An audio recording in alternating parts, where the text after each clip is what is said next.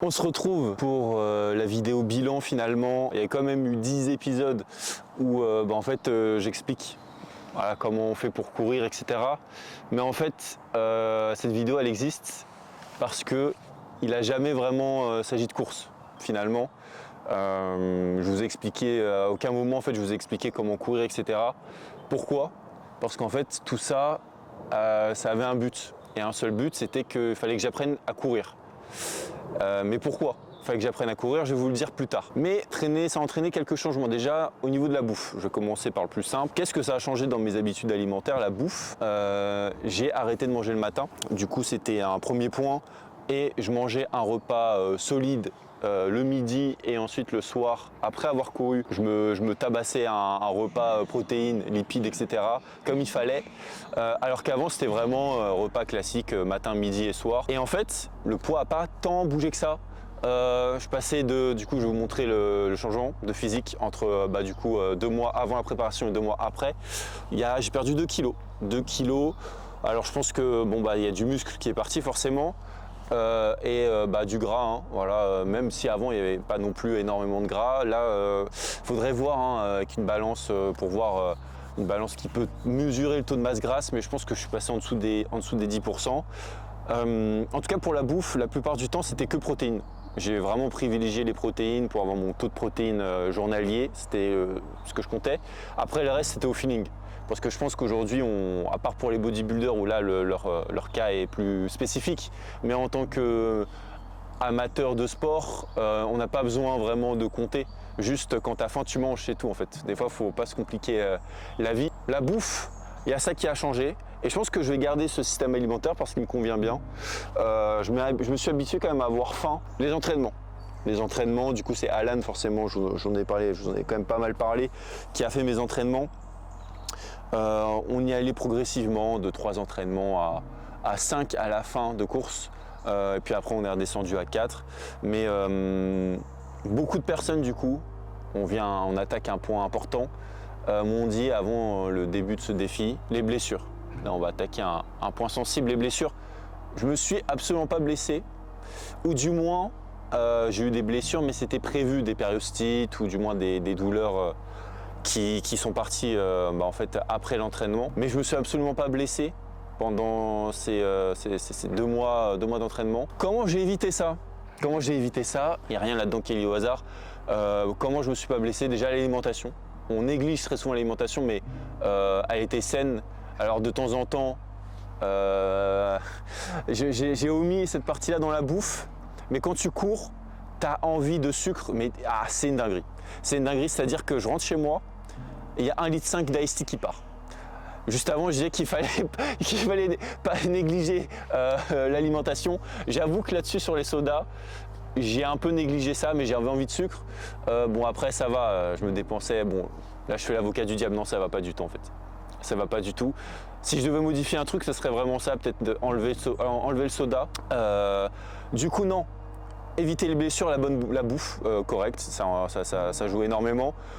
La masse, la crème massante, je vous mets l'image antidouleur, elle m'a sauvé la vie.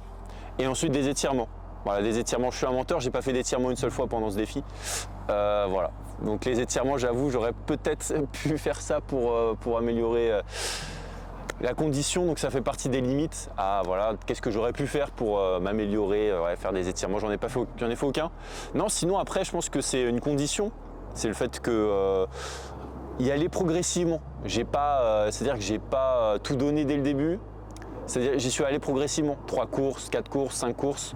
J'y suis pas allé comme un taré dès le début. Je pense que ça joue, même si en vrai on a intensifié le volume très rapidement. J'ai arrêté aussi pour ce qui est de l'entraînement, de faire des séances jambes. Ça a peut-être aidé pour éviter les blessures. Ensuite, éviter les blessures, c'est tout con, mais ouais, beaucoup boire d'eau. Enfin bon, voilà, c'est l'aspect chiant un peu, mais en vrai, je me suis pas blessé. Par contre, il y a eu des douleurs. En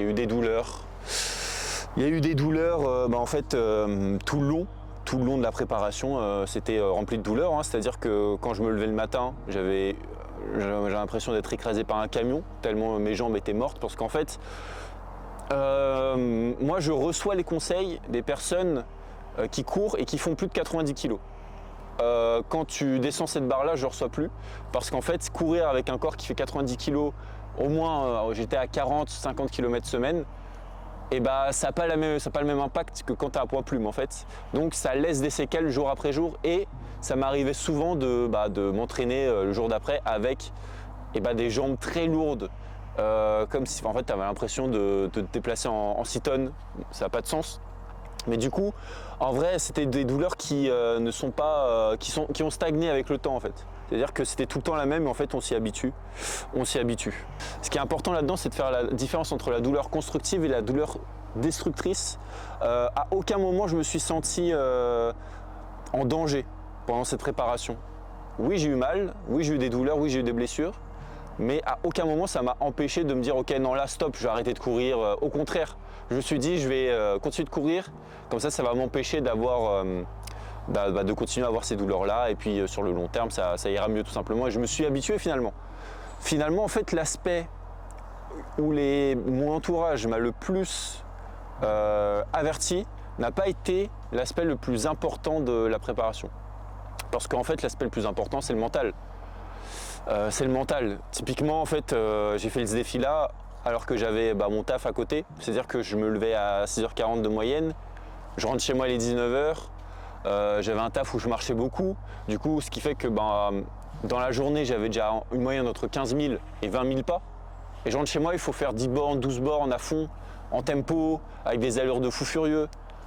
Je peux vous dire que quand vous retournez chez vous après une journée de travail et qu'il faut mettre ses chaussures pour courir et après enchaîner, c'est pas la même. C'est pas la même mentalement, il faut se lever, il faut se dire on y va. Donc ça a été surtout mental par rapport à ce point de vue-là. Et en même temps, j'ai tellement ouvert ma gueule. Putain, un réel par jour, une vidéo par semaine où je dis ouais, je vais y arriver, ouais, je vais faire ça, ouais, je vais faire ça. Forcément, ça te motive à lever ton cul après le taf et aller courir. En fait, le sujet là, je m'éparpille un peu, mais le plus important, les gars, c'est dans la vie, je pense qu'il faut avoir des obsessions. Là, pour le coup, pendant 2 mois, j'étais obsédé par ce défi-là. Et en fait, ce défi-là, c'était qu'une préquelle par rapport à ce que je veux faire par la suite. Ce défi-là, c'est que le début. Parce qu'en fait, ça a été un prétexte pour m'entraîner, pour que j'apprenne à courir, pour faire quelque chose de plus grand. Et typiquement, l'année prochaine, je veux faire l'UTMB, je veux participer à l'UTMB. Et pour ça, j'aurai une course le 15 mai de 160 km avec 6000 mètres de dénivelé, où je vais en fait devoir courir pendant 24 heures, chose que je n'ai jamais faite parce que pour le moment la distance la plus longue que j'ai faite c'est 15 km. Voilà. Donc 160. C'est du avec c'est du plat en plus. Donc je vais vous partager encore une fois comme j'ai fait pour le 10 km, peut-être moins souvent, pas une vidéo semaine mais peut-être 2 ou 3 par mois. Ma préparation, ce que je vais faire pour préparer l'UTMB. Parce qu'en fait, pour rentrer à l'UTMB, il faut se qualifier. C'est-à-dire que là, une personne lambda ne peut pas s'inscrire à l'UTMB.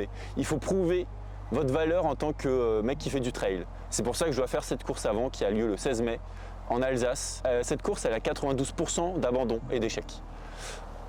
Voilà, l'UTMB, je crois que c'est plus, hein, mais c'est... Voilà. Voilà. Je vais vous partager tout ça. Et puis, dernier point, c'est juste que le 10 km, certes, j'ai pas réussi à faire en dessous des 40 minutes, mais c'est pas important avec du recul parce qu'aujourd'hui, je continue de m'entraîner, ça m'a inculqué certaines choses comme la discipline de courir, et puis aujourd'hui, je suis bien plus motivé par mon défi de l'UTMB. Et en visant ce défi-là, je suis sûr que dans 2-3 mois, en continuant de courir, les 10 km en moins de 40 minutes, je les ferai. Et je mettrai une story par rapport à ça. Donc suivez-moi sur les réseaux et puis on se retrouve pour toute cette préparation. Salut.